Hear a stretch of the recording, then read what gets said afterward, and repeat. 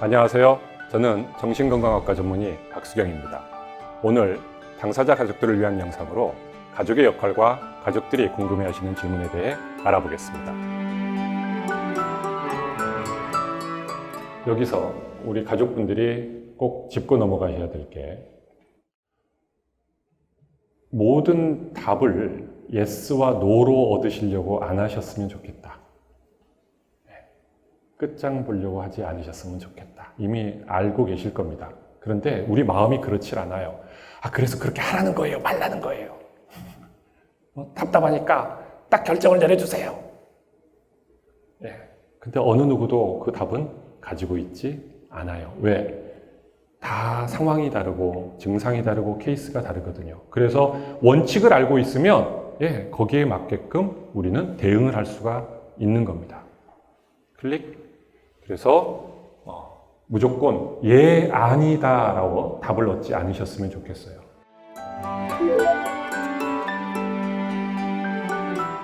망상과 환청이 심해요. 어떻게 대화를 해야 하나요? 어떻게 대화해야 되죠? 이렇게 생각을 해봤어요. 지금 제가 여기 광명에 와서는 조금 그런 경우들이 좀 많이 줄었습니다만, 이제 병원에서 근무를 할 때는 이제 심한 증상을 가지고 있는 조현병 환자들과 면담을 하기도 하거든요. 그런데 그럼 정신과 전문의들은 어떻게 면담을 할까요? 망상과 환청이 있는 환자들하고. 당신의 망상이 틀렸어요. 당신의 환청은 거짓이에요. 이러나요? 자, 원칙은 이렇습니다. 망상이나 환청을 가지고 있는, 이건 아까 병의 증상이라고 그랬죠. 너가 잘못된 게 아니에요. 병의 증상이라고 이야기를 했습니다. 병의 증상. 자, 기침을 하고 있습니다. 감기 환자라서 기침을 해요. 기침은 병의 증상이죠. 입 틀어 막습니까? 기침하는 사람 어떻게 해요? 위로하고 격려하고 뭔가 그 기침으로부터 자유로워질 수 있는 방안이 뭔지 같이 고민하고. 근데 중요한 건 환자가 만약 기침을 너무 좋아해요. 기침을 너무 좋아해. 우리 망상도 그렇잖아요. 환청도 공포를 주는 환청이 있지만 자기에게 굉장히 긍정적인 환청. 이게 이런 내용들은 솔직히 잘 안 없어지거든요. 똑같은 양성 증상이지만 잘 안 없어집니다. 그런 환청이나 망상을 가지고 있을 때는 어떻게 해요?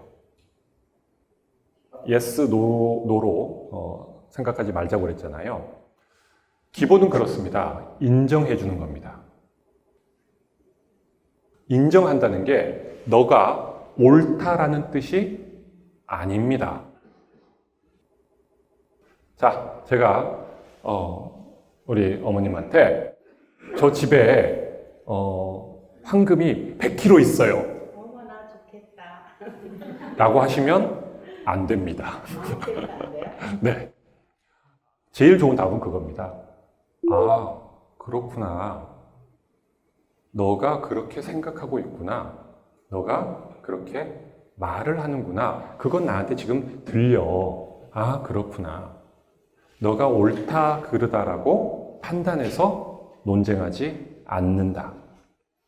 저 아래층 사람이 지금 제 욕하고 있어요. 지금 들려요. 들어보세요, 같이. 근데 안 들리거든요? 그럼 뭐라고 답변하면 좋겠다?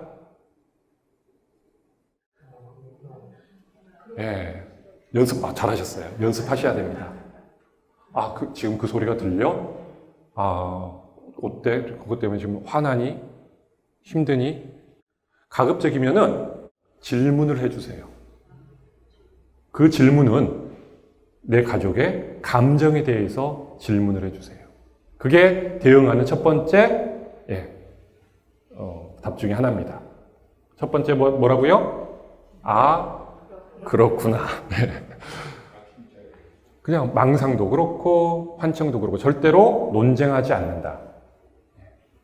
다음 두 번째, 그 상황에 대해서 환자의 감정에 대해서 질문을 한다. 똑같습니다. 자, 그 다음에 이제 질문해 주셔야 되는데, 질문한 다음에는요. 그래서 환자가, 지금 막 기분이 나빠요. 나 지금 쫓아내려가서 지금 싸워야 될 것 같아. 나한테 더 이상 욕하지 말라고, 나 지금 내려가서 지금 싸울 거예요. 막 이렇게 해요. 그럼 어떻게 하면 좋죠? 아, 너가 지금 너무나 화가 나서 싸우러 가고 싶구나. 그렇구나. 라고 일단은 그 감정들을 계속 이렇게 관찰해주는 역할을 해주시는 게 가족으로서는 가장 잘하시는 겁니다. 아, 이게 말이 쉽지. 실제 상황에서 이게 될까요? 잘 안 됩니다. 그래서 연습하셔야 돼요. 저도 연습합니다. 연습합니다. 휩쓸리지 않기 위해서. 아, 그렇구나? 그럴 때 너 기분이 어때? 지금 어때? 지금 화가 났어? 너 표정 어두운 거 보니까 굉장히 기분이 상한 것 같은데 괜찮아? 많은 경우에 딱 이 두 마디만 가지고도 한 50% 정도는 감정이 다운됩니다. 실제로. 어쩌면 그 전까지는 뭐가 들려 그거 아니야 뭐 완청이야 막 이랬던 가족이 갑자기 변했어. 그러면 자기가 놀라는 경우가 더 많아요. 뭐지? 하면서. 자, 그 다음을 계속 이야기하다 보면 끝이 없겠죠. 그런데 그 다음 답도 마찬가지예요. 자꾸 새로운 답을 이렇게 대응하려고 하지 마세요. 너무 성의가 없는 거 아니에요? 네, 성의 없어도 괜찮아요. 무한 반복하세요. 가장 지혜롭고 가장 잘하시는 거예요. 본인이 자꾸 뭔가 새로운 거를 하려고 너무 애쓰지 마세요. 그것까지만 하셔도 저는 99점 줄 거예요.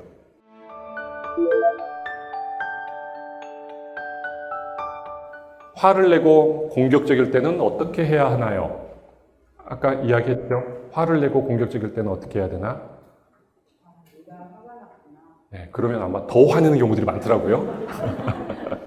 첫 번째, 화를 내거나 공격적일 때는 우리 가족분들을 먼저 살피십시오. 가족분들에게 위협이 되거나 위해를 가하는 경우는 절대로 맞서시면 안 됩니다. 오히려 앞에 계시면 우리 환자들의 그 감정선을 더 자극하는 경우들이 많아요. 때때로는 자리를 피하시는 것, 그때 상황마다 달라요. 그런데 원칙은 일단 본인을 먼저 보호를 하셔야 돼요. 화를 내거나 공격적일 때는 그냥 자리를 피하시는 게 일단은 지혜로운 겁니다. 자리를 피한다 했을 때 어디까지 피해야 될까요?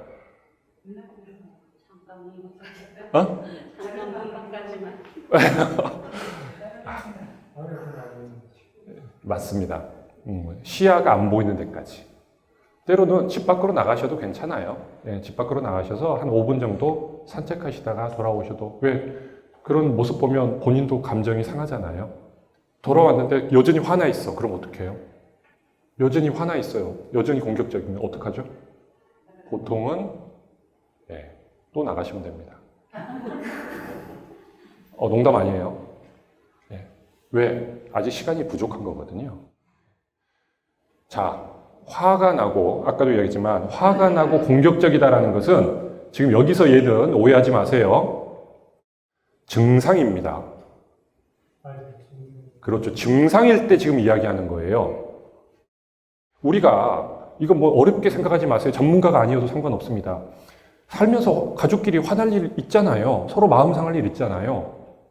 그때 피하라는 거 아니에요. 이게 분명히 망상이나 환청이나 기타 양성 증상에 의한 증상일 때 피하라는 것이지 무작정 피하라는 게 아닙니다. 여기서 이야기하는 건 병의 증상입니다. 아까 정신증, 신경증 왜 병이 생기고 말씀을 드렸잖아요. 무조건 병으로만 보지 말라라는 겁니다.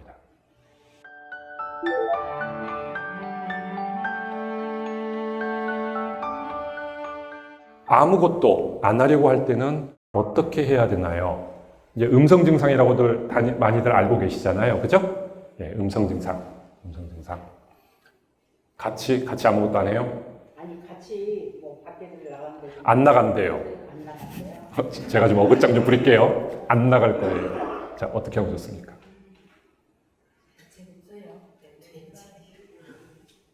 정답. 예. 대책 없습니다. 대책 없습니다. 아까도 그랬죠. 화가 난 친구, 화가 난 가족을 자꾸 달래려고 하면 더 북돋는 경우들이 많아요. 아까도 그랬잖아요. 나는 믿고 있는데 내 믿음을 지금 부정하고 있어. 라고 오히려 공격적으로 해석하기 때문에 더 악화되는 경우들이 많습니다. 음성 증상도 마찬가지예요. 아무것도 하지 못하고 무감동 상태로 있는데 이걸 억지로 자극을 하게 되면 뭐 계속 무기력하게 있는 경우도 있지만 그것 때문에 갑자기 분노와 폭발로 일어나는 경우들도 많아요. 우리 어머니께서 대책이 없어요 라고 말씀을 하셨습니다. 네, 맞습니다. 대책이 없습니다. 네, 그냥 내버려둬야 됩니다. 아이고야, 그 정신과 의사가 내놓을 답인가요? 그냥 내버려둬야 된다는 게? 근데 실제로 그래요. 아무리 옆에 가서 격려를 하고, 근데 격려까지는 합니다. 밥 먹자, 묵묵부답. 씻어라, 묵묵부답. 바람 좀 쐬라, 묵묵부답. 샤워라도 좀 해라, 묵묵부답. 예. 무반응처럼 사람 환장하는 경우가 없거든요. 예. 근데 그 정도의 자극을 주셨으면 가족분들은 큰일 하신 겁니다. 이제 이때 말씀을 드릴 텐데 입원을 고려하셔야 돼요. 단기 입원. 지금 입원하는 게 굉장히 옛날과 많이 달라졌잖아요. 기간도 많이 짧아졌고 입원하기도 쉽지 않아요. 본인의 자발적인 동의가 없으면. 그런데 저는 오히려 그게 치료에는 더 효과적일 수 있다라고 봐요. 왜냐하면 환자에게도 한 번 들어가면, 옛날 같으면 한 번 들어가면 막 몇 달씩 갇혀있다. 이런 느낌, 공포감 때문에 입원 치료에 대해서 두려움이 많거든요. 근데 진짜 며칠 잠깐 입원했다가 퇴원하고, 입원했다가 퇴원하고를 반복하게 되면 오히려 거기를 안전한 어떤 도피처처럼 해석하는 경우들이 생겨요. 저는 그걸 조금 잘 이해하시고 이용을 하셨으면 좋겠다라는 말씀에서 말씀을 드리는 거예요. 대책이 없다. 예. 그 가족 안에서는 그렇게 권유하고, 그렇죠. 격려하고 하더라도 격려하는 것 그 이상으로 다른 대처법은 거의 없습니다. 실제로 그래요. 그런데 어떤 설득을 하든 때로는 협박을 하든 협박을 하면 안 됩니다만 실제 생활에서는 간헐적으로 어떤 경고 내지는 어떤 선택지 옵션에 그렇게 주는 경우들도 있어요. 그래서 아주 짧은 기간 동안 단기 입원을 여러 차례 경험하게 하는 것도 어떤 장기적인 치료 관리에 있어서는 굉장히 좋은 대안이 될 수 있으니까 너무 부정적으로만 생각하지 마시고, 입원 치료하는 데 있어서도 가족들만의 설득이 아니라 제3자가 개입하고 전문가가 개입하면 또 반응들이 달라질 수 있습니다.